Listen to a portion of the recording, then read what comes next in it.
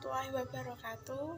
Nama saya Tria Febriati, nomor 33, kelas 11 MIPA 4. Saya membuat video tentang MAH dan stroke.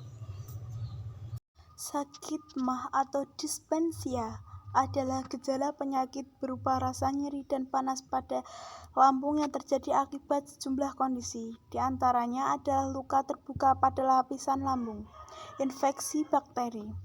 Sakit MAH merupakan salah satu penyakit yang umum terjadi di Indonesia menurut data dari beberapa pusat endoskopi di Indonesia.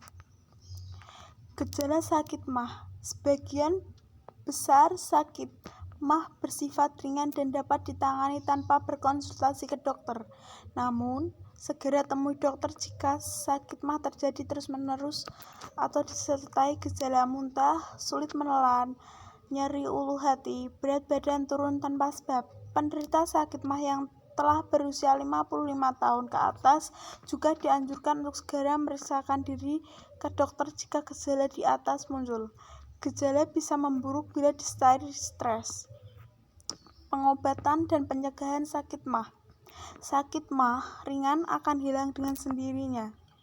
Adapun sakit MAH yang parah dapat diatasi dengan obat-obatan seperti antisida, antibiotik, antidepresan. Penggunaan obat MAH dan terapi seperti meditasi dan relaksasi juga bisa membantu mengatasi sakit MAH. Sakit MAH dapat dicegah dengan cara makan secara perlahan dalam porsi yang kecil, batasi konsumsi pedas dan berlemak, kurangi minum berkafein, hindari obat-obatan yang menyebabkan nyeri MAH. Stroke adalah kondisi yang terjadi ketika pasokan darah ke otak berkurang akibat penyumbatan atau pecahnya pembuluh darah. Tanpa darah, otak tidak akan mendapatkan asupan oksigen dan nutrisi, sehingga sel-sel cepat dapat minimalkan tingkatan kerusakan pada otak dan kemungkinan muncul komplikasi.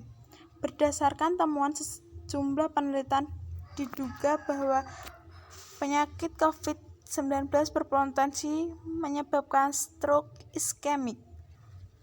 Gejala dan penyebab stroke.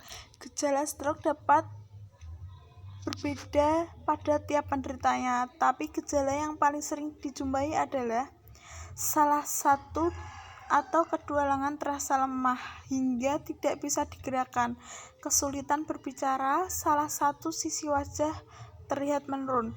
Selain itu, pasien stroke juga bisa mengalami gejala lain, kesemutan, kesulitan mengenal wajah. Penyebab stroke sangat bervariasi, mulai dari akibat adanya gumpalan darah pada pembuluh darah di otak, pembuluh darah di otak pecah, tekanan darah tinggi, hingga pengaruh obat-obatan pengencer darah. Stroke sangat beresiko di alam penderita tekanan darah tinggi, kolesterol tinggi, berat badan berlebih, dan diabetes.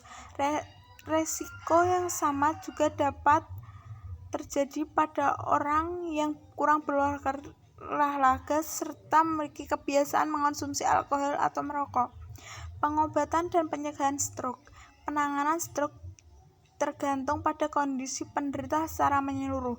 Dokter dapat memberikan obat-obatan atau melakukan operasi, sedangkan untuk memulihkan kondisi, penderita akan dianjurkan menjalani fisioterapi dan terapi psikologis apabila diperlukan.